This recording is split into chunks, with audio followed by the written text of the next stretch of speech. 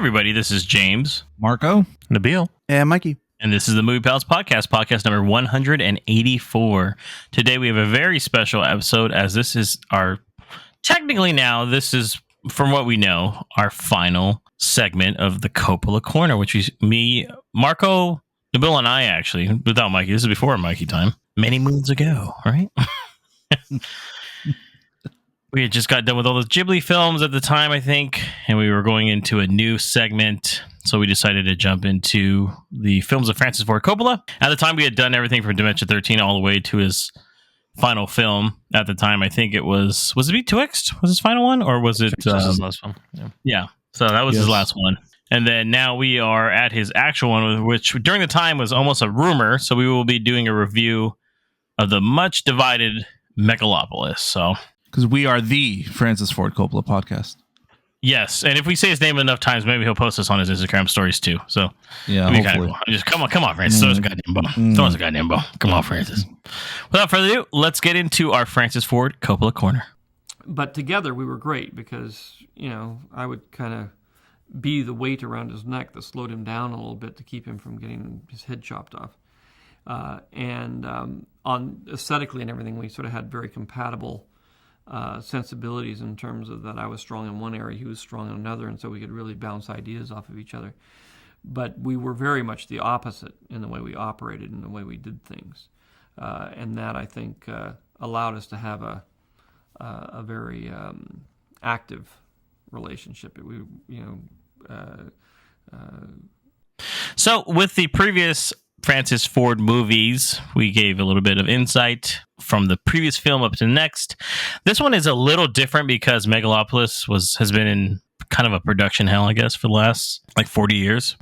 He's wanted to make it for quite some time. There's been a lot of ups and downs with it, but we'll try our best here and kind of break it down for you a little bit behind the scenes, a little bit of trivia. So Coppola's early influences. Francis Ford Coppola, growing up in New York City, was enchanted by science fiction classics like Metropolis and Things to Come.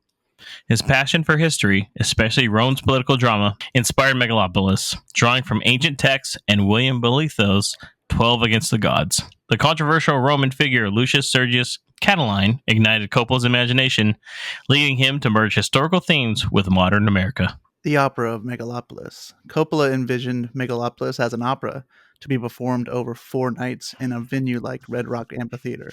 Imagine an epic spectacle blending ancient Roman tales with contemporary issues in a grand outdoor setting, an ambition like no other.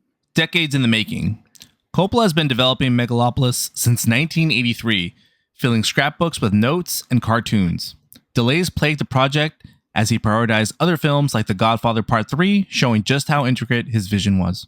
The 9/11 setback. The September 11th attacks caused a major setback for Megalopolis. Coppola had scouting locations in New York, and the film's plot about a Soviet satellite crash felt eerily relevant. Coppola paused production, stating the world had changed dramatically. Coppola's return and casting choices. On April 3rd, 2019, just before turning 80, Coppola officially returned to the project. He completed the script and sought actors like Jude Law and Shia LaBeouf. By 2021, he sold his wineries for up to $1 billion to fund the film, aiming to spend $120 million of his own money while casting stars like Cate Blanchett and Adam Driver. Unconventional auditions and rehearsals. Coppola's casting was unique. Natalie Emmanuel auditioned via Zoom while filming The Invitation, and Aubrey Plaza engaged in improv scenes inspired by 1930s comedies. Rehearsals resembled a theater camp, fostering creativity and spontaneity. Influences on Megalopolis. Coppola drew inspiration from books like David Graeber's Depth, The First 5,000 Years, and historical figures such as Robert Moses. His character Caesar echoes Catiline, but was renamed for historical accuracy, blending research with storytelling. Challenges and inspirations. Among everything else, there were also numerous production delays, including those caused by COVID-19.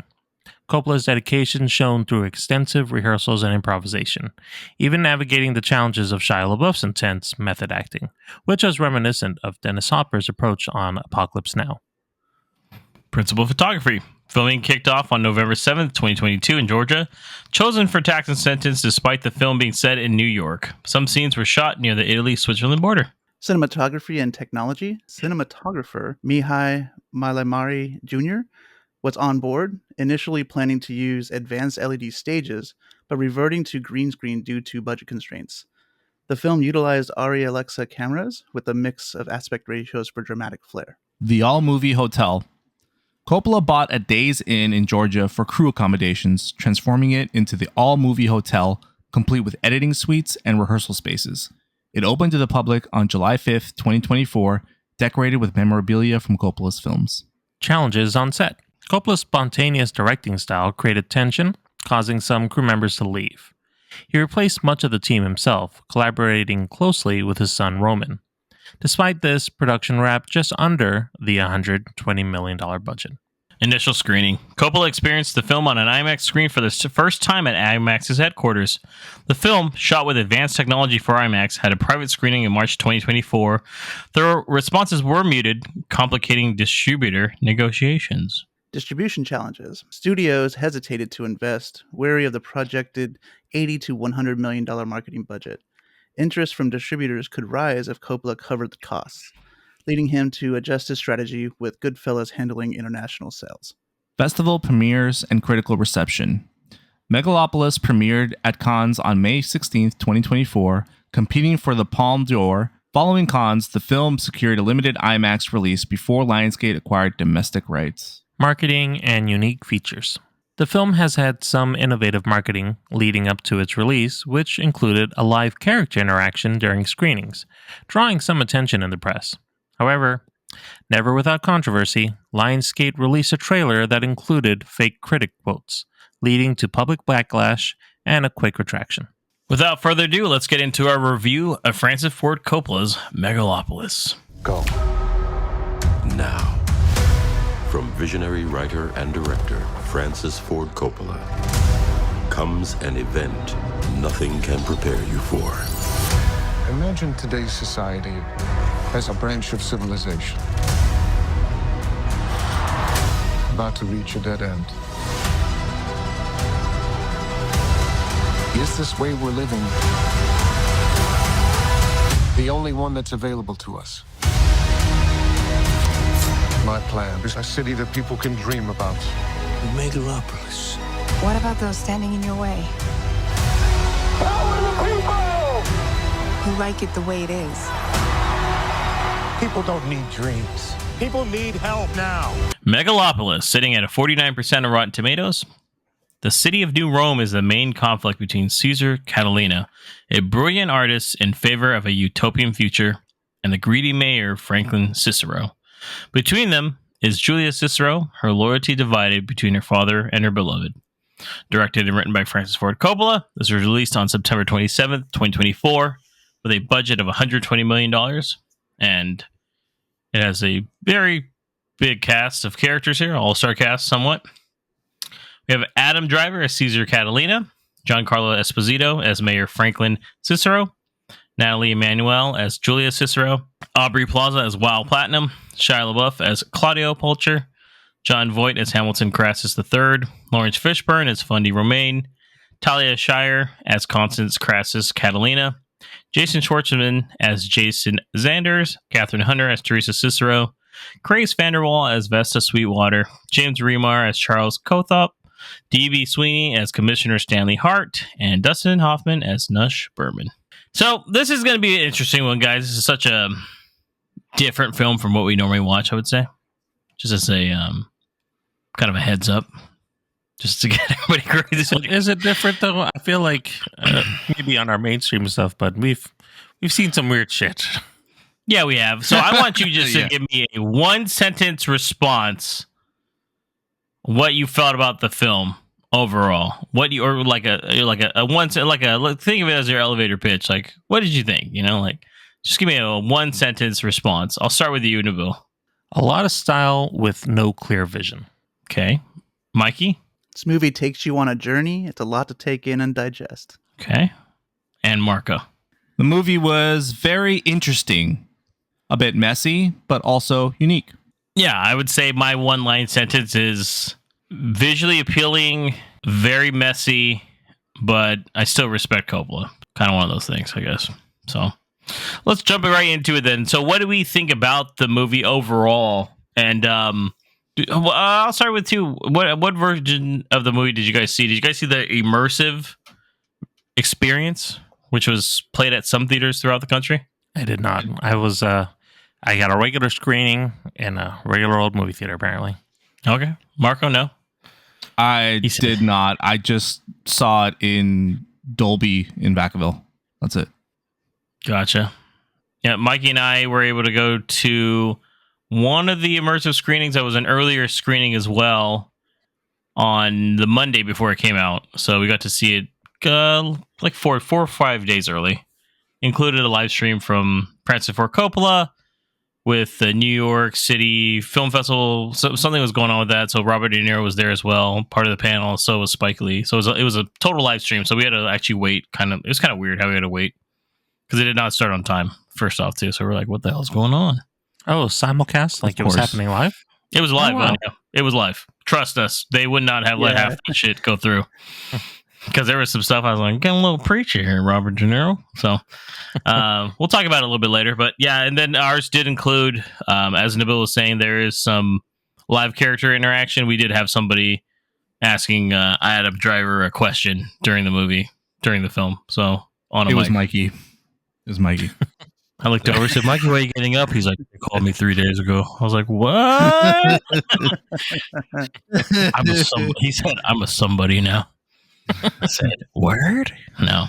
So yeah, we did get the full art house kind of fucking presentation, I guess you would say. So we did get to actually catch it on one of the few IMAX films it's playing on, or IMAX screens it's playing on out in Dublin.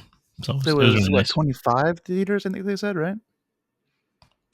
For the live stream one, there was 55 screens doing it at the same time throughout the country, and then this one was a bit more limited on where the hell it was playing on IMAX. So let's start with you then, Nabil. What did you think of the movie overall? Then It's still something I'm processing. The movie was very visually appealing. Like I saw some elements of it. There was shine. There's a lot of well used in most instances CG for some of the backdrops they're doing. Like it's all very fantastical, very sci-fi-esque. But like you had mentioned earlier in the review or in the recap, we were talking about how it's kind of set in the future of it's like Rome, but it's really New York. So it's in reality, I would say. Yeah, it's an alternative vision of it, but like 1,000 years in the future, essentially. But so it's like everything I can see aesthetically, very appealing, very interesting, very unique. The story, I'm still a bit lost in where we were trying to go, and that's why I say there's no clear vision, because there's a lot of subplots and there's a lot of main plots. They just kind of get dropped. Like we're going into something, or something happens, and then we just kind of move on. It's like everything's good now, and that happens a lot. And so there's definitely a message that Coppola's trying to give here, and it's very, I'd say, even like preachy in what he's trying to put out here, which is fine. It's his movie. He financed it. He wants to say what he wants to say. But I feel like he never really sticks with anything. It just keeps moving on to something and dropping whatever we were trying to focus on. And we go into a lot of A, B, C plots, and there's these characters. So there's just a lot of, it's not very cohesive to me. I feel like there was a lot of the plot that just didn't give me anything. So with that, I'll say that I think I enjoyed some of it, but there's a lot of it I just, I have a lot of critiques on it. Yeah, I mean, that's fair. What about you, Marco? Kind of similar to what Nabil was saying. I enjoyed the film. I think the plot does create some issues with all the subplots, specifically some of the love stories in there that really go nowhere. But I think the overall main plot, I tried to focus on that as much as I could. There's a lot of social commentary, as Nabil was saying, and it's very much on the nose, a lot of it. I mean, the characters are very reminiscent of Rome historical figures, Julius Caesar, Cicero, and I guess a bit on the fall of Rome and the fall of modern civilization. And what Nabil was saying, he has a point. Coppola funded this film personally, and yeah, it's his right to state his opinion on the status of things, but some of it I just felt hit a little too hard, and I get it. actually feel that in a way helped the film because of how all over the place it gets at some points. I think it hammers in what it is he's trying to say about modern society and what we should do as humans, I guess. But visually, I agree. It was, striking. It was, a lot of good camera angles that have, signature Coppola style to it, which I enjoyed. Oh yeah. But nevertheless, it's not a perfect movie by far. And I think I appreciated a lot more because of the fact that I'm a Coppola fan. Yeah, it definitely hits a little harder seeing all of his films, and this is the culmination of it all, I think. I'll get into that a little bit when I talk about it. But Mikey, what about you? What did you overall think about it?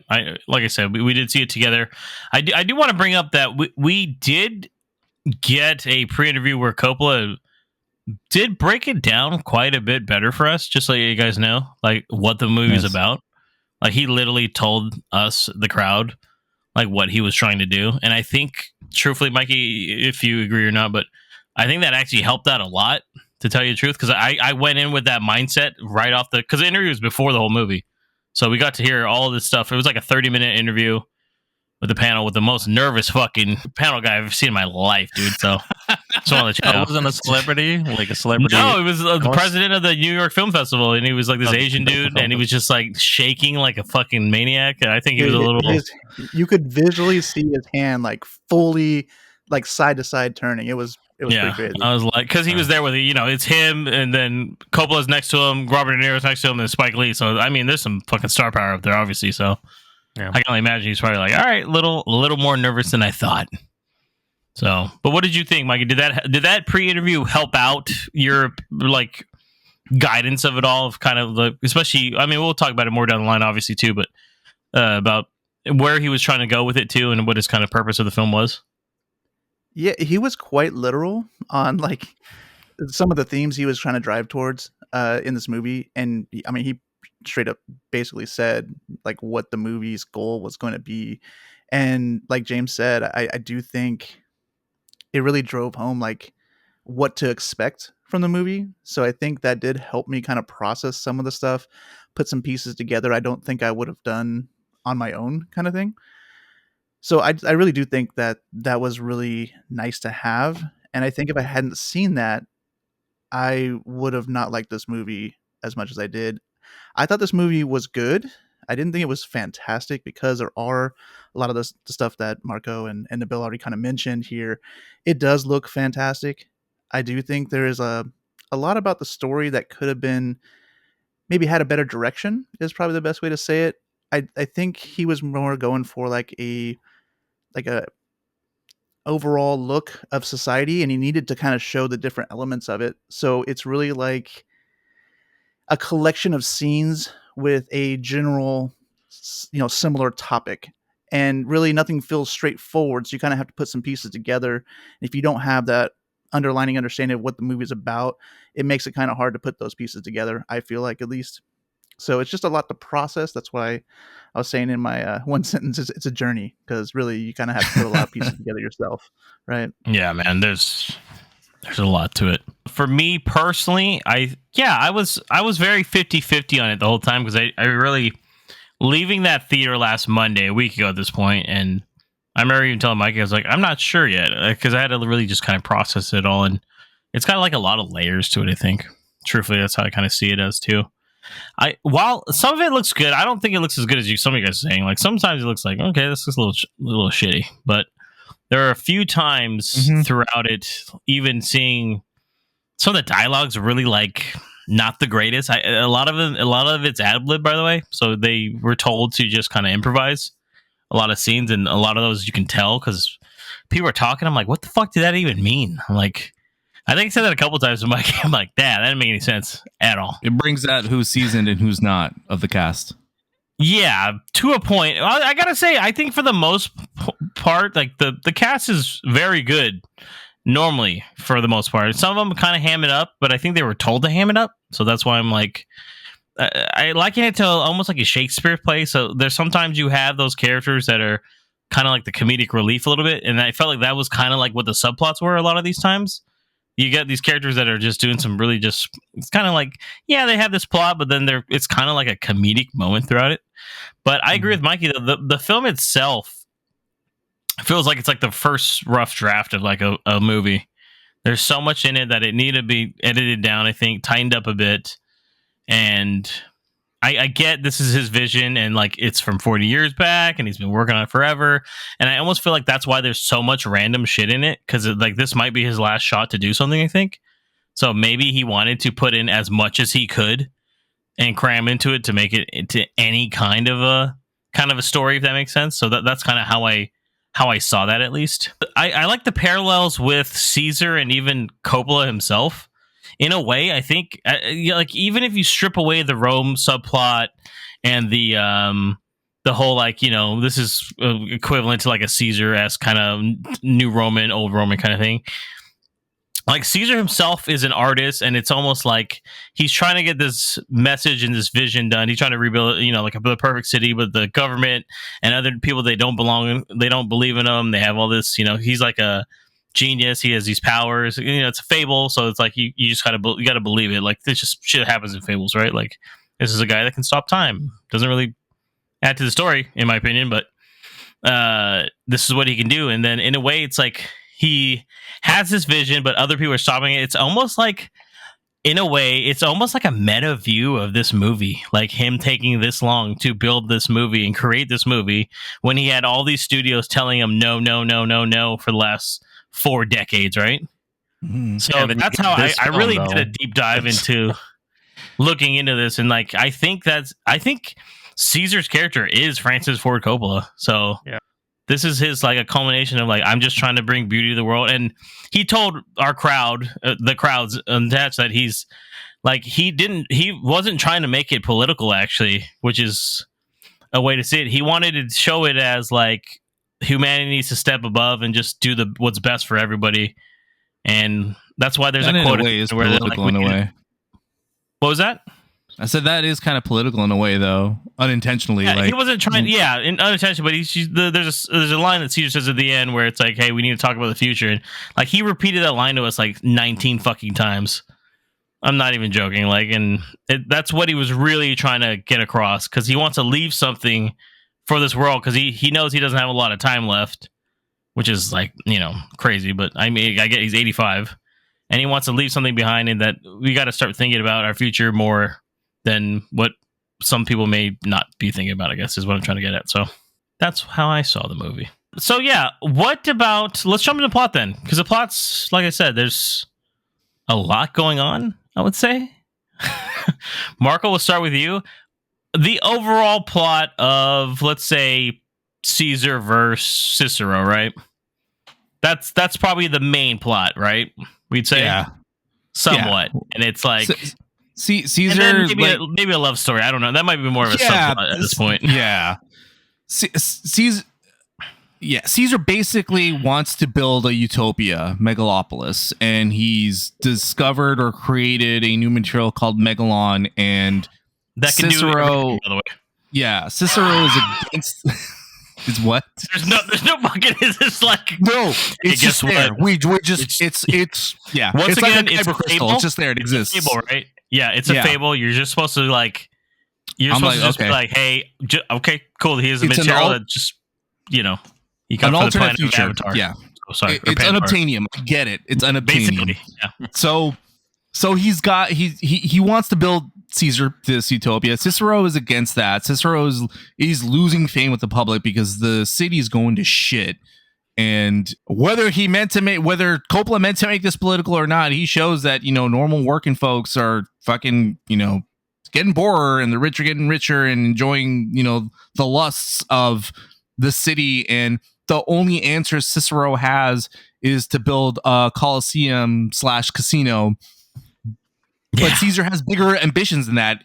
Caesar is thinking of the future. Cicero is thinking of the right now, and they just bash heads because of that. Cicero only cares also about himself and about saving his own career and his family, and that's it. And Caesar is about helping everyone so that everyone is okay. And that is ultimately their battle throughout, or their argument throughout this entire movie. And in between there, yeah, Caesar has a relationship with Cicero's daughter, a subplot that goes nowhere, mind you. Not really. He even spends like minutes on like developing this relationship that really goes nowhere. I think the issue. By the way, this podcast is gonna be a little free flowing. You guys can jump in anytime. They had no chemistry, man. I gotta say that. Adam Driver and Natalie Emanuel. I was like, Natalie Emanuel. She's really the one that I feel struggled the most, especially because I feel she has no experience with Coppola. She's not that experienced of an actor either. Whereas Adam Driver and everyone else, even Aubrey Plaza, outshined her with what she had, and I felt like that's what didn't make it believable. Adam Driver did amazing with what he had, and I'm not clowning on Natalie Emanuel. It's just for this type of movie, like I could only imagine what a struggle a novice actor would have with this material, especially if you were told to ad-lib lines, as James was saying some of these actors had to do. Like, it just, her acting just took me out of that relationship. I was like, I don't believe this. And some of her lines were super fucking cringy. I'm just like, and I could almost tell that those were probably the lines that they like were like improvised, right? Yeah, because and again, I've seen her in other things and she's great, but for this movie, I was like, oh boy. I think this is one of her more leading roles. Oh, Invitation, she's actually pretty good, but that's a horror film and it's a little different. But like the Fast Furious movie, she's a side character, right? Well, she was in The Killer, just came out in streaming. Okay, but she's the main character in that one. Yeah, but this was filmed a while back. Action-y style movies, too, yeah. Because I mean, we all know her from Game of Thrones too. But once again, side character, she's great in that. Yeah. So, but honestly, I think her use is really just for the kid, right? I mean, it's really just she's the glue between the two people we were just talking about, Caesar and Cicero, right? She's the glue between those two. She's the one that's keeping peace. She's carrying the future, right? Yeah. So it's like she has a key role, but her character is not plot needed. I guess it's really just there to kind of have something that they can strive for, I guess, and be kind of a goal for both of them to come together to kind of achieve in the future. She's the bridge between the two sides, like ultimately seeing like, hey, we really are in this together. It's not just about your side and my side. It's about us building this together. Yeah, I could see that. I just think she was a bit underused in that kind of way, I guess. Oh, but agreed. She probably is like the the weakest point on acting wise out of all the pretty big cast. That's why, Yeah. So yeah, and she's definitely has hints of leading to something bigger to help really make Caesar see that there's more to this world than him being alone and focusing on his vision, or focusing on his ex or former wife, I should say. But it never really gets into much.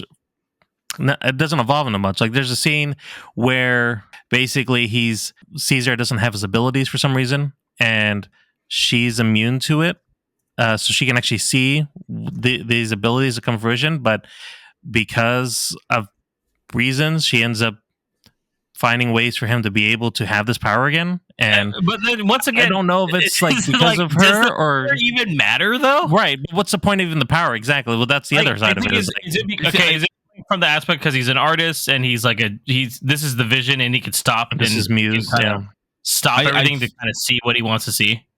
Yeah. I took it as he has this power, this ability, and even with that, he's still unable to accomplish what he wants, his goal. Like he can't get to it. Even with all this talent, he has the power to stop time. And even then, someone like Cicero still stops him and still gets in his way. That's how I saw it. Or others too, yeah. Well, there's a line in the movie where, and I can't quote it like specifically here, but it says something like, artists can freeze emotions and freeze hope and dreams in time by painting a picture, something of that nature, right? Oh, so yeah, that's good. I think that's what his power is, right? The power is kind of like him like feeling like he accomplished something, And so when he loses it and sees her, he sees the future that they could have together, and how she could help build the world that he's looking for. So he gets it back because he's got that emotion, that feeling again, and he can kind of go back to what he was doing beforehand and kind of completing his dream, right? Kind of that, or it even gives us the ability to like stop time and kind of like take a step back and take it all in, I think, and not let all these other things kind of like bother him as much and kind of verify, I guess. But it's kind of think to that point, though, to both of your points, really, like that quote, Mikey, sounds very ominous and would be very well used to be illustrated in this movie. And then the same point, like with James of saying, gives him a time to step back. Like we don't sit with any of that. He freezes time for an instant. Like in the trailer, you see him. He's on top of Bill. God, relax. Man. He's on a clock tower, and he's on top of the skyscraper, and he kind of freezes time because he's going to fall. And then he comes that like you back. The first time he realizes he has powers? By the way, or was this just like it's so random? It's in the beginning of the film. I was like, okay. Is that it, or like, am I supposed to take this anywhere? They're like, that's all. Don't worry about it. Now that's where like a lot of these things, including the character we were talking about, Julia. They're introduced in a way that feels like there's something here. Like, let's continue on and see what this is really going to be about. But we only get little bits and pieces of it, and because we're moving on to so many other things. Is the issue then to build the way that the story's kind of unfolded? Because I've read a lot that this probably, and he originally wanted to make this like a play. This almost feels like a play, right? Like where you are a lot of times jumped into the middle of something. Is not everything is explained to you, and it's kind of like a little bit faster paced. Where it's just because it felt like a lot of these things were just quick scenes, right? Right, and one of the things that we mentioned about the production of this film and its fruition was how the film was resorting to green screen due to budget constraints, but it eventually was going to use like these fancy stages, similar to gosh, I forgot that film already. We've seen One from the Heart, where we had that setup of a play and he would just kind of transition to other things. I think that's what he was trying to wanting to go for this, and maybe that would have helped a little bit more with what this is.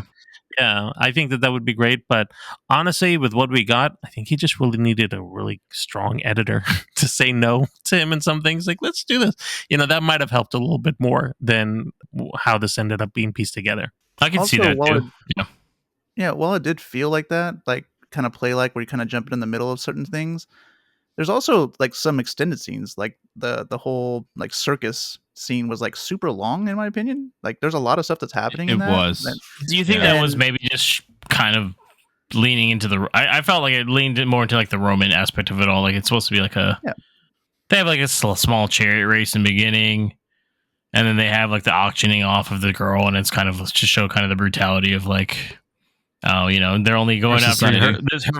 Her virginity is worth this much, supposedly, blah, blah, Yeah, I get they were hammering those points, but it did go on a little like too long in contrast to the rest of the plot, and he probably could have shortened that. It looked amazing, though. I mean, the shots of the chariots at the beginning looked really good. Even like it's like a drug-induced moment for him, too. Like Caesar's like taking all this stuff, and I actually thought it was kind of funny because he's got he's doing that because he doesn't want to be there, right? Yeah, he's a little different than the other, rich people around, right? So even his mom is just like brutally, honestly mean to him. That was fucking hilarious, by the way. Like every time he tries to be nice to her, she's like, "I wish you weren't born." Shit like this. I was like, "God damn, lady." Let's jump into the themes then. Overall, what I know, Marco, you were jumping into like what you thought overall, and a lot of things we've already touched on it a bit. But what did you overall think of the messages and themes throughout the film? Really, I felt that again, Megalon. It's random, I know. Just go with it. Suspend disbelief for a little bit. I really think that represented like all our resources, really, and what we could do with it. Like building this utopia city where everyone has like access to every place of the city. It's like cohesive with nature. Like you talked about having parks everywhere. And really it's about that, like coming together as like humans, and like setting aside all these, shitty differences and everything, and really like coming together to build something for like everyone, not just for a certain class, or not just for the people at the top, not just for like a day at the fucking Coliseum or at the movies, but like every time, everywhere. And basically Star Trek, right? yeah, say that, actually. essentially Star Trek. It felt like I know he wasn't really trying to make it political, but that in a stance of like wanting everyone to like get along and be cool with He each still other. had a message. Don't get me wrong, guys. And the political aspect of it we bring up is he wasn't trying to like make it too divisive. He even purposely, once again, he told us that he hired actors that have been quote unquote canceled. That's why you have a lot of actors and actresses in here that are not in a lot of Hollywood films anymore. He apparently did it on purpose. So that's just kind of one of the things. And he talked about how while they were filming, everybody got along very well, even though they have very right-wing people in this movie and left-wing people. It just kind of shows, even in the production of the film, that if you guys all have a common goal, you can get it done together. Exactly. It coming together for a common goal like that, like he even showed like, are there going to be some, rogue actors that are going to come and try to ruin it all? He tried to show that too with Caesar's cousin, always trying to like come in and even trying to, steal the spotlight.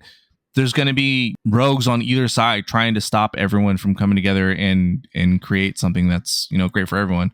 And I felt like that's what he was trying to show with his message. Making Caesar sound like he was altruistic. It might have been something that Francis Ford Coppola wanted and saw in that character, but it sure as hell wasn't coming off that way to me. Like, he was very vain to me. He was very much self-involved and wanted to have his vision because he thought what his vision was the best thing. There was a line that was thrown in there when he was blowing up these old apartment buildings, and they were like, well, what about the people that are losing their home? Where are they going to go? And he's like, he doesn't care. He just moved on. He's like, who cares? So he let the people figure it out. Or one of the things where he's talking to Cicero and saying how he's like, what about the health care of the people? People need health care and, food. And he's like, no, we need to worry about the future, not right now. And it's like, so all he really cared about was the future of what he was building. And maybe it is, the good for the ultimate means, and everything's going to be good for that and down the road. But I mean, there's a big catastrophic event happened. Again, a little bit of spoiler here, but essentially a good part of the city gets blown up. And he doesn't care about what happened to the people that got blown up. He cares now that he has a place that he has to build his city. Like, it's true. The guy, everything to me that I saw, again, good intention or not, and I think that Coppola had good intention with his character because he was trying to clear, like you were saying, James, the clear line between Cicero and Caesar, and they were very against each other or whatever. But I feel like Caesar really was like, if you just let me do what I need to do, everything can be great. But he's like ignoring everything else that's happening around him. I think fall apart. I think he's supposed to show. You're losing the point a little bit on that. I think it's because if they followed what he does, all those things would be answered and fixed. Exactly. Yeah. He was the one causing the buildings to go down. He blew up the buildings and then display, let them display. That's because of him. Those buildings, though, were really like were run down, and he wanted to build better homes, better buildings for those people, which would lead to better health and their life overall. Cicero didn't do shit for these people at all. Like you're looking at both sides, shit too, right? Like, I'm not saying he's better. I'm just saying, like, Caesar isn't somebody who I think is also seen as like. There's a reason why the people weren't happy with either of them. He's still a flawed character. Don't get me wrong. Exactly. Well, I think that's what the movie's going for, though, right? He's not perfect. He's doing drugs. He's going on binges. He's, he has a vision. He's once again, he's Francis Ford Coppola. He's supposed to be Francis Ford Coppola. He's like a genius. He's a genius that nobody else can. Not very few people see his vision. Is what he's getting at, and that his life's work is to try to convince people that what he's doing is for the betterment of society. And that it's something to leave behind for their own children, which, once again, we'll talk about later, but, it's very on the nose on that as well. But, that's what's leading into it. Like, there's a lot of issues, and he's not he's kind of an asshole, right? He's one of those guys, but a lot of these kind of geniuses with these mindsets like that are kind of like that. So, it reminded me a lot of like Howard Hughes, kind of. Yeah, he's like I don't know. There's no modern day geniuses, in my opinion, so I don't know. Yeah. You tell me. So. Well, he was more or less like the catalyst. Yeah, I mean, the movie's showing like it doesn't matter what your point of view is. There's some kind of flaw to your idea, and somebody else will have a different flaw and a different method of doing whatever they think is the best, right? So even though this person is a genius, he's going to have things that are not coming across as maybe the greatest kind of atmosphere to kind of be around, or like a shady past. He's a very you never really like fucking know what happened to his wife. There's like hints, and you think you might know, and then you think maybe she's stuck between time, and then you're like, how much drugs have I done before this movie? And I was like, I don't really know. I don't know, man. But yeah, he rides the line. I mean, he has to do, even for the character that portrays himself, right? He still has to show the flaws of that character, and I think he does that pretty well with all of the characters. All the characters have an agenda that they're kind of approaching, and all of the characters have flaws. And I think that's how all of us are, in real life, right? We all have flaws that we can speak for you. Kind of work with. And I was like, I'm perfect here, Mike. I don't know so much. I forgot James is perfect. So my bad. Everybody else has flaws. Real quick, then we talked a lot already about the main three. I think enough here. Let's bring up some of the side characters with some of the side plots that are involved with them themselves. What did you guys think? I'll start with you, Mikey, about Aubrey Plaza's character in Wild Platinum and the kind of triangle going on with her with Claudio and Crassus. Yeah, I actually, I don't remember who said it. I think it was James, but she actually does a really good job in this movie. It's like the first time I've seen like some acting skills from her. Really? I mean, she's been in other movies that she's done well on, but I feel like this is kind of a different role for her, I guess. She's a little over the top for me in this one, to tell you the truth. But I think you were saying it earlier. I think that was you that was saying, like, I think she's meant to be that way. I think she's supposed to be more of a comedic. The whole subplot with all these characters is all. I mean, you got fucking John Voight at the end with dressed up as Robin Hood and shooting people with an arrow. And it's like, okay, yeah, they're very, very like relief. That felt to me like the most like a Shakespeare moment where like an Act 4, Scene 16 kind of thing down the line. Like, okay, that's the scene where we get a little laugh and it's a little tense. Not the scene where he's literally reciting Hamlet for there. Yeah. So, but her character really, I mean, she's just desiring money and power, and she uses seduction to get through to powerful men, and you can see it. I mean, she just basically skips from one powerful guy to the next one, right, without even thinking about it. And it's literally like the next scene, she's like, "Oh, let me just go to this guy over here." And she has kind of I don't want to say her way with them, because she still has to she has to put some work in to kind of be a little bit more powerful than she is currently, and trying to get a hold of the more money. It's interesting also that she's a TV news anchor, so she might represent how social media or news kind of affects society and their decisions and those kind of things as well. So it's but I think she did a great job, and the character was really interesting. And I think she gets with like 4 people in the movie, so it's like you get to see how she's able to inject herself on these different powerful men, and it's really interesting how they kind of play it out that way, and what it all encompasses at the end. With you, Nabil, what did you think of Claudio, played by Shia LaBeouf? I mean, we don't talk about comic relief. I think Shia LaBeouf's character was probably the strongest one as far as the subplots are concerned. Like, as a straight through line, like you knew his motivation from start to finish.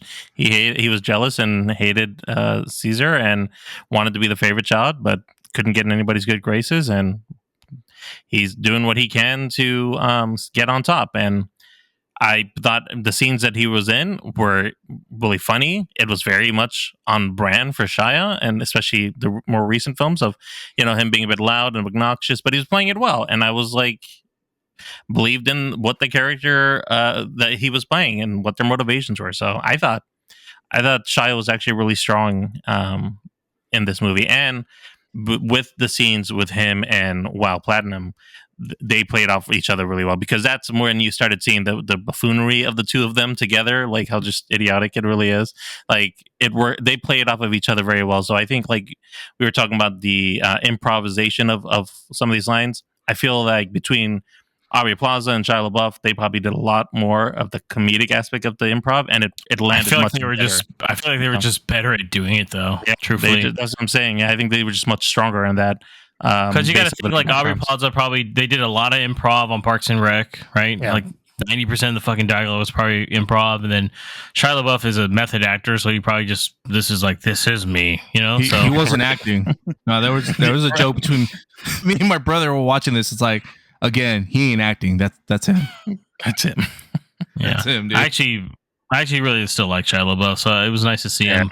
Definitely, all his scenes though were very reminiscent, I would say, of kind of right wing MAGA kind of shit in a way. Mhm. That's how I really With saw intent. it as. Like Yeah. right with intent. That's what we're going for. Yeah, which they were trying to go. I felt like as you guys were saying, like maybe they weren't going for it, but I was like, it seems like they were for that part, Right. It's a little bit. especially like trying to get down and dirty with the people. Like they're taking things away, and I'm like, dude, this guy's hella rich. What the fuck's he talking about? You know? Yeah, So- he's trying to fucking get their support and like say, "I'm one of they're you." taking It's our like, they're taking their houses away, and then they quickly are like, yeah, because he hands off money to them and stuff. Like, oh, he's helping us out, but then by the end they realize like you're a fucking idiot too. So, Right. So Well, it's kind of interesting too. His character is, I mean, while he is opposed or like he has a lot of differences with Caesar, it's different than Cicero has differences with Caesar, right? So, you know, he is just trying to stop things from happening. Cicero is trying to just stop things from happening, whereas Claudio is basically trying to tear him down and destroy creativity and the thought process that is Yeah. Caesar, right? So it's kind of another approach. It kind of shows another side of how things are working. And he has some really good like dialogue with Caesar. He says, "Me and you are the same, and the only difference is our direction of our passion." And I was like, okay. I mean, so he's kind of saying like both sides are kind of yeah. I like that. But yeah, I mean, it kind of shows that like it doesn't take much to be right side or left side or any kind of agenda. Dang, that you you're making gonna a pursue Batman it. Joker reference right now, man? You're like, one bad day. That's all it takes. He's right though. Just That's one bad those are the day. parallels. But yeah, it just shows you know, that every character has a little something to them and a little bit more Yeah. than just the comedy. In this case, it kind of brought a little bit more perspective to the characters. Marco, He's- any opinion on any other characters? There's like a lot. That's why. So I'm like, Yeah, Giancarlo Big. Esposito, scene stealer as Mayor Franklin Cicero. He Good, man. just brings that charisma to it, and he makes a prominent villain. And he's also semi obsessed with getting rid of Caesar Catalina and his fame, and it's something that he craved. The love and fame that Caesar has from some of the society or the city or from all of them is what Cicero craves, and he has his own jealousy and his own demons for that. That's what he wants. He wants the people to worship him, even though he's done absolutely fucking nothing but gotten himself and his friends richer and more powerful. But he does it, you know, so well and really has like a great arc. I feel like he's one of the few characters that has an arc throughout the film, as he starts off really against Caesar, and then like the whole the tension between Caesar and Julia dating, and the whole dinner that they all have together. You see the battle within Cicero, you know, wanting to accept this, but at the same time, like putting his foot down, saying like, no, And he's almost- if this. even his wife is trying to show him like when they go on that little like, I don't know, moving, I don't know, fucking magic, basically, fucking, Yeah. fucking energy magic shit. And she's like, try it with me. It's delicious. It's fun. She's a weird voice. And but he's so like, I can't like this stuff because I'm supposed to like hate this guy. But I think Yep. even that's like the last act of the film. You can see he's starting to loosen up a little bit. Like, oh fuck, you know. Yeah, but he does it so well, man. I really enjoyed his character, even though, you know, you disagree with him. It's still, he pulled off a great performance. Also, very small role, but Dustin Hoffman was just hilarious with his little freaking I almost forgot he was in the clips movie and at that stuff. point. Yeah, He's but like he's a cleaner basically, right? Like he's there he like, is, dude. tell me what the fuck we gotta get rid of. I'm like, what the fuck? he is fucking hilarious though. He's not very good at his bits in job there. though. No, he's terrible. That makes it And then, even by the way, funnier. so the guy helping Caesar was the guy named Charles. I thought that was James Remar at first. I was like, that's not James Remar, is it? And yeah, it was fucking James Remar. Like, Yeah, did he just do was it? random cameos? He's like, I'm showing up in this movie. Like he's at the barrel with like paperwork. Like, no, we have to go do this. I'm like, he showed up for like 2 days of shooting, maybe. Like, that's it. That's all I'm doing. Pretty much. And lastly, I know we already mentioned him, talked about him endlessly, but I'm just gonna say it. Shia LaBeouf was a scene stealer, dude. His scenes were just fucking incredibly wild and hilarious when he's like dressed He's in like a. cross dressing and shit. And I was like, what is going on? He went all the here? way, wear the heels. I was like, There's like Jimmy they on a hint that Friday he night. I singled was like, his fuck. sister. That's a running bill thing they had going on there. And it's like a joke. Even the news team was like, and they think they're seeing each other. And I'm like, wait, what? Which is actually kind of a Roman thing, by the way. That was very common back then. So I was like, oh, are they trying to jump into this a little bit more? Turned to my brother and I was like, again, not acting. You know? Yeah, he's, like I said, method actor. Hard to work with a lot of times, but it's nice to see him in something. It's been years. Hold it off, though.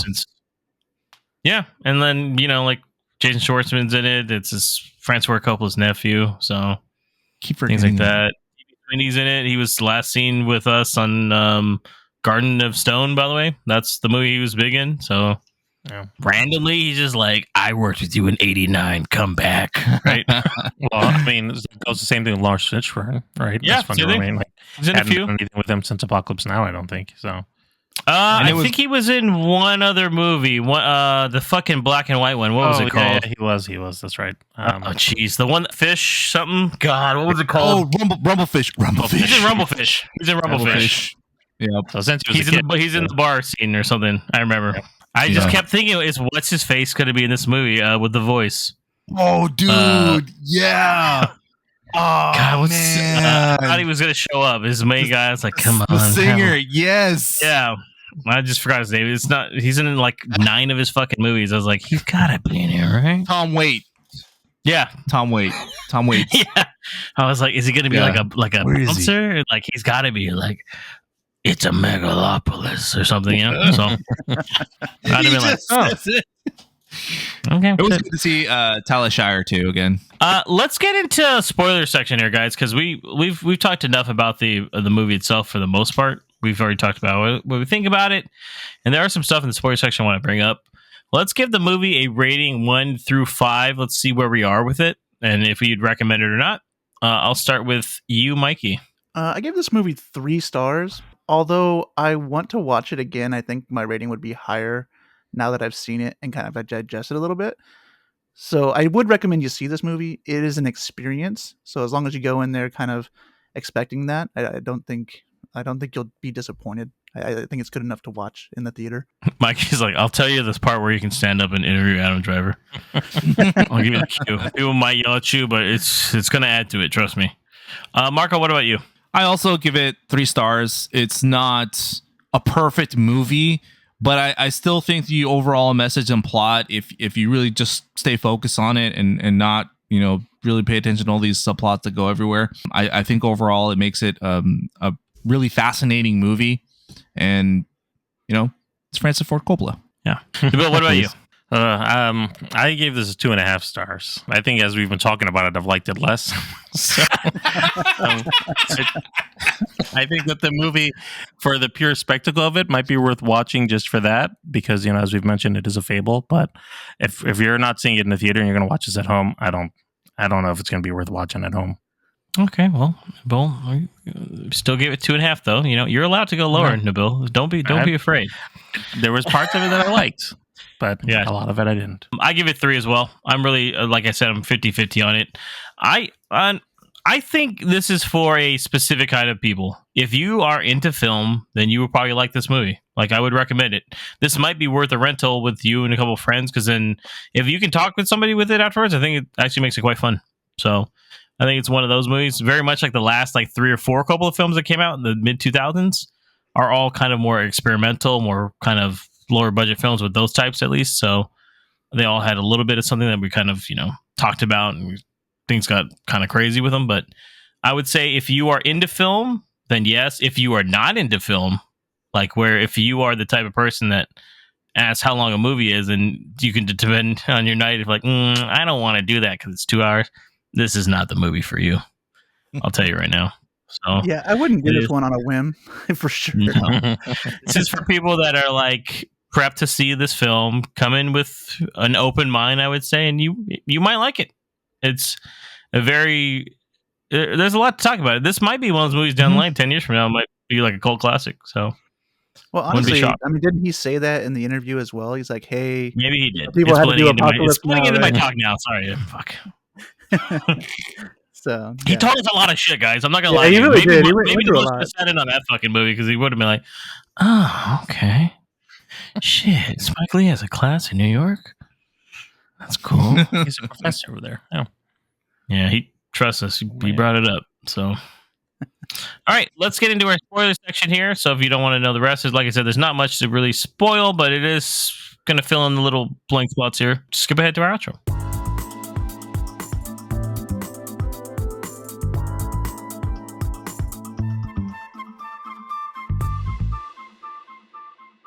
I have to ask first because Mikey and I are the only ones that saw the the immersive part of it. Did that add anything, Mikey, to the interview part for you? Honestly, I think it made it worse. I mean, it was. I thought it was gonna be cool to have like stuff, but it was like such a small thing. I They turned think the our lights theater on. didn't do it as great, to tell you the truth. 'Cause I've seen other people No, film it, and I was like, they did it I better. watched a bunch of them on TikTok, and they were all pretty much the same. I mean, Nobody's like really talking like they should have acted. They had no real actors. That's why.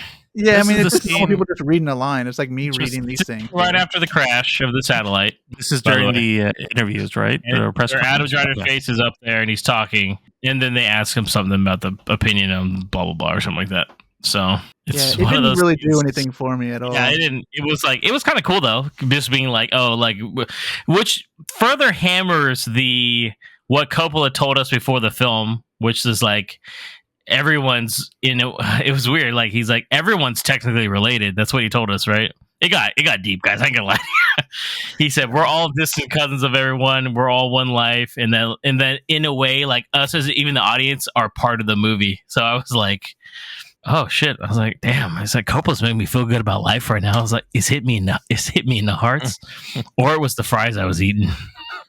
But it's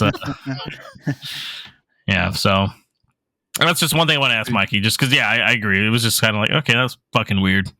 And then it went back, and the lights came off. And I got the mic and walked off. I was like, okay. Thought there'd I be think more it would have of a been really fucking cool. scene. Though. Yeah, that's what I was about to say. Is like I really There was feel somebody like that was really, like, no offense, we had to do that. It seemed a little shy to do it, but he just did it, and then it happened out of nowhere. I didn't even know what was going on. I was like, what the fuck? Where's he at? You know? yeah. But Well, yeah, honestly, if they had like two people, right, and then like they had like a moderator guy that's like, "Hey, how about your question?" Right, and then the guy read it, and then after that would have question added was to answered, it. But then they if asked you another can't pull person. it off, it would have got weird. Yeah, It would have got even weirder. Like, what the fuck's going on? Too many things would have, or could have, I should say, gone wrong if that had been the case. So I understand why they didn't do it. So, DeBill, this is a little bit of a question for you because I already know kind of what goes on here, but we all had different experience watching the film. You saw it at Alamo Draft House, so you probably had some people that were a little bit more open-minded on it. But you had an interesting thing where there's a assassination attempt on Caesar. He gets shot in the face. Do you want to break that down for us? What? So you want to break us down? Like, so what? You had somebody that just was like laughing the whole time, like a sadistic fuck, and he left the theater and came back. There was a man who was finding every element that wasn't the actual comic relief part, and was just laughing uncontrollably. And it actually reminded me a little bit about your laugh, Marco, when we get really into something and it's a little out of control. This man, every laugh he did was out of control, and the scene where Caesar essentially gets caught up and gets shot by this kid, immediate, as soon as it happens, just bursts out of the laugh, dying. And he's laughing so loud and so obnoxiously that he ends up like walking out the theater for 5 minutes while he's walking out. And then after that, he kind of just returns back into his seat. And I'm just like, I told him, Bill, if there was going to be a shooting in a theater, it was that moment right there. right, like shit's about to go down. I would have been sweating like, dude, do I kill this guy? Do I stab him? What do I do? Like, something ain't right with this guy, but yeah. It was a bit intense, but yeah, I mean, it definitely, whatever feelings I was supposed to have for that scene didn't come through because that guy over there was. I can only imagine you just go back to the moment now and you just remember the guy laughing like the Joker next to you, or Marco, I guess. What did you guys think about that scene though? Overall, was it and the eventual like use of the what's it, the megalodon? What's it called? Megalon. Megalon. And it cures him in this way, and there's a scene later where he comes back and it's like his face is being repaired by it because it just does everything. It's like if there was ever a time, they allude to it with the dog's broken leg and everything, but I didn't actually think they'd use it like that. And it's well, if there was ever a time that they were going to use his superpower of stopping time, I feel like that would have been. I thought he was going to stop right there. I'm like, oh, Yeah. shit, he was shot in the face right there. Just got shot in the face. And I also don't understand. I mean, they don't really explain it, but they do talk about it in the background a little bit. It's like, we have the Megalon or whatever, and you know, it's working. And I'm just like, so the doctor's first reaction was like, Nabil was like, show me. Show me. So what the fuck's going on? Did they put it on his face like silly putty? It kind of looked like that, right? There you go. Put it on like some Vaseline or some shit. Let's give him back his fucking Adam Driver's cream, nose. like an ointment. Yeah. His Adam Driver's nose. But then it was like curing him. Bleeding. It was kind of slowly though, because then the effect is like God, like a fucking like see-through jellyfish kind of look, and he kind of was wrapped up, but then you know. Well, I forgot to. I hadn't even thought about it, but thinking about it right now, there was a whole thing about him revealing his face, right, with the mask, and he had no eye. And then wasn't like the next scene he suddenly has an eye? Like we just kind of jump forward a little bit in time, I guess. I think it was a bit of a time jump from that time. I felt like it just. I mean, that scene in particular didn't really go anywhere for me because he's there asking like what's going on with his money, right? Yeah. And then it's never really a conflict after that though, and like I was like, I sorted it out. Okay, I guess that's it. You know, his grandfather or whatever was just like, "No, your money's there." See. And well, yeah. Then actually, isn't that the scene where he has a heart attack though?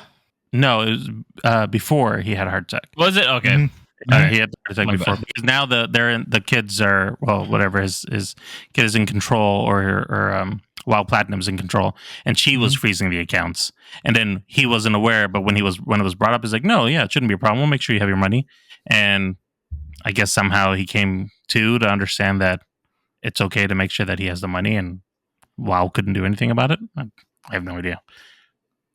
Well, jumping into that though, Mikey, like, what about what happens to WoW and Claudio? Because Crassus actually is not as sick as he appears, right? He was Robin Hood all along. Oh my god, he just pops out. He was like, "Oh man, okay."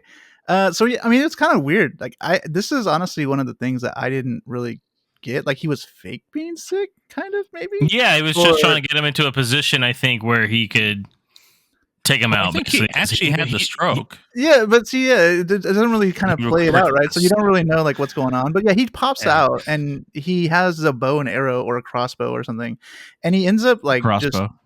He ends up just shooting WoW, and he kills her instantly, right? Yeah, kills her right. He hits her right in the chest. Pretty good aim, actually. And then Claudio gets shot in the ass. Right? Yeah, yeah.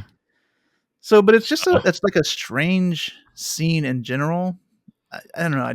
This one, I don't really know what he was trying to portray on this one here, other than just, hey, you get what you deserve kind of thing if you're trying to screw people over. But once again, I go back to, I think it was just kind of once more like a comedic moment, man. Yeah, it might have been. That's how I kind of read it too. There to be there, yeah. How like even though they think they had the one up on him, like it just shows that he is much wiser because of his age, possibly, and he actually can see through their little plan. Possibly. I know. I think it's comedic and also like a convenient way to close out that subplot. It's like it was the end of the movie, I guess. Because then nothing else Everything comes works of it. out in the end. You know. That's I mean, Claudio is the people get to Claudio, right, and they string him up, and it's against that dollar bill. Mussolini his ass, dude. That's how Mussolini died. I was like, oh shit! Tell me you're not being political again. That's straight out of history, man. He just got a lot of inspiration, Mark. Oh, shit. So, let's talk about the ending then. So the ending ends with I guess you might say they're escaping the city somewhat, right? Caesar, Julia, Major Franklin, and this weird wife. They make it to Megalopolis, and they basically open up the gates for everybody to come live there, pretty much, right? And I guess at that point, Franklin and he's cool with Caesar at that point, right? He's kind of like, okay, do what you got to do, right? Well, there's a conversation on the train there, right? With the baby. Julia? Is that her name? About the baby, right? Yeah, about you guys were talking about earlier about how that is the real future, right? Yeah, and that's what Coppola was saying in the interview before the movie, and that's what helped me at least with the movie, is that really his whole vision was to set the future up for the kids, the youth of what we have right now, and build something that they can succeed with later on, or have a better life on their side. So it's really all about the kids and how it progresses through.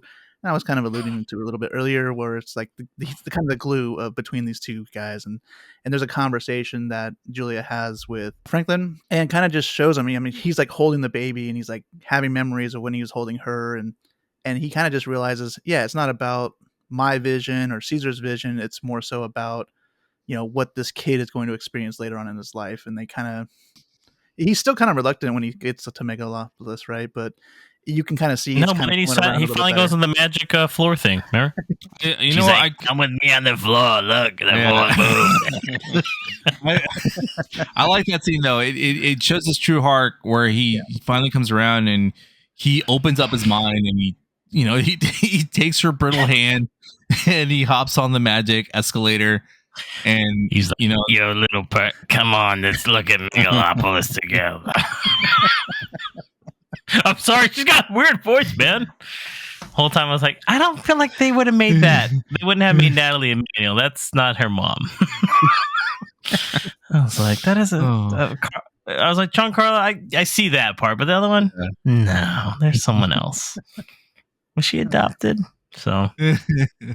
And then it gets very like Hollywood ending. It's a happy ending for the most part. It's kind of like celebrating New Year's Eve the following year, I believe, right? And then they set the baby down, and then they just kind of embrace, and it's just like an overall happy ending to kind of show you like, hey, it worked out. So it's a fable. Yeah, which is like the part of the whole story is it's like Francis Ford Coppola's Megalopolis, a fable is the full title of the movie. So. Just to let you know. So, like, that kind of clears over spots if you have questions. Like, why do they do that? Like, I don't know, man. That's just how shit is there, okay? I don't question shit. We're in a fable. Yeah. Just for everyone, what is the best thing about the movie and what's the worst thing about the movie? Start with you, Marco. I think the best thing in the movie is the overall message of the movie. Yeah. And I think the worst part of the movie is at times, though visually it looks great, sometimes, I don't know if the style he was going for. Sometimes it looks like the movie was shot in his winery. Was made in the early 2000s or late 1990s. I told my brother, sometimes it looks like What Dreams May Come. That style from the 90s and early 2000s, and it looks like it just stayed stuck there. In some scenes, it looks like that. I'd say that's probably the worst part of it. Okay, Mikey. Yeah, I kind of echo the good parts that Marco mentioned. It's really about the message that he was trying to portray. And the bad parts is that I don't think many people that watch this movie will get to that without really kind of paying attention, talking about the film and getting there. So that's kind of the bad part, is like the lack of direction towards that vision is kind of lacking. I can see that. If you once again, if you don't have the right people you see it with too, I think, or if you're not paying attention, that's what I'm saying. I still think it was better to see in theaters, because it kind of forces you to sit down and watch it, and you can't take a break, or you can't pull out your phone to look at shit while it's going on, But you can laugh maniacally, so that's true. I mean, dude, we had a guy in our theater that would have went ballistic if that guy was laughing. Dude. We had a guy that was doing a countdown at one point, and the other guy was like freaking out. He was doing, because we had the live stream countdown, like, hey, 10, 9, because it was all live. And he was like, please don't do that, please. Like, he was like losing it. I looked over and I was like, Jesus Christ, relax, dude. I'm like, fuck, I can tell you don't get out too often. So then I started counting too. I was like, 9, 8. No, what are you going to do? Stop all of us? I'm fucking crazy. How about that? James rips off his face. He's got clown makeup on. He's like, I'm the one. What about you, Nabo? Highlights of the film, I'd say visually, I really liked what he was trying to do. I guess I do agree with your brother, Marco, that it does reminisce more of like the early 2000s, late 90s. But there were plenty of scenes that he used in there that I did like. It showed off Coppola's visionary direction, like we've seen in so many of his other films, and I think he hasn't lost any of that. And so, just from that perspective, camera work's great. He was able to get his vision on screen, and I did like that. Low points of the film, I know we're all talking about the message over here. I don't like the fact that he was so telling me rather than showing me. He was really just throwing it at my face, which with the other Coppola films, I feel like we've had a lot more from him, where he was just much better at showing us these things. And for whatever reason, he really wanted to just tell us everything that he's been thinking about in the last 40 years and find a way to put it in this film.